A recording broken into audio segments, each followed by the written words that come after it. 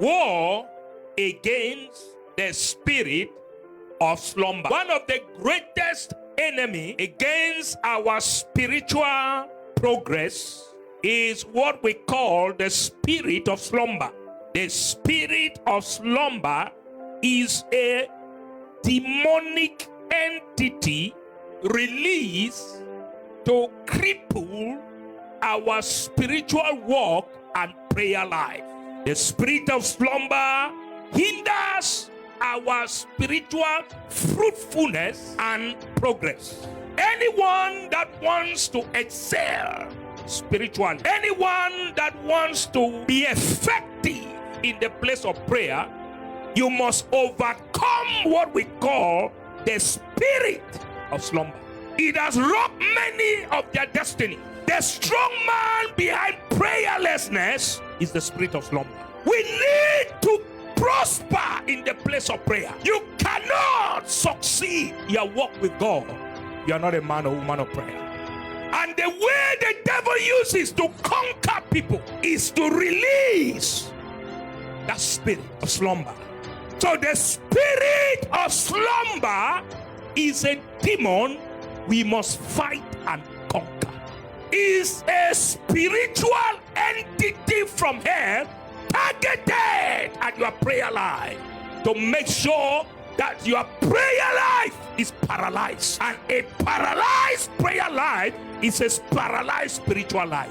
When you don't feel to pray, that is when you have to pray, because there is a force that is forcing you not to pray. So you must force yourself to pray.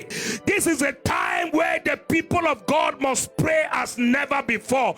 God is looking for men and women of prayer. The devil is busy suppressing and killing the prayer lives of people. There are people who pray only when they have problems. And that's why you keep having problems, because the only thing that makes you pray is problem.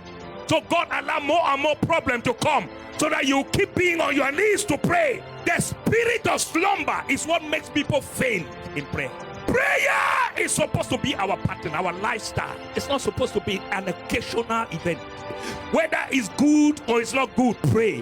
Whether it's comfortable or it's not comfortable, pray. Whether it's convenient or it's not convenient, pray.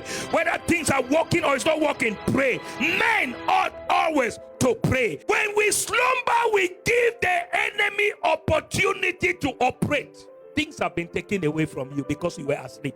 You were not aware of the satanic transaction that was taking place. That is the spirit of slumber. You have to subject the flesh and tell the flesh what to do. Don't allow the flesh to subject you. Subject it. I think God wants to reveal to us only in the place of prayer that is possible. What are the effects of the spirit of slumber? Number one, poverty. Number two, prayerlessness.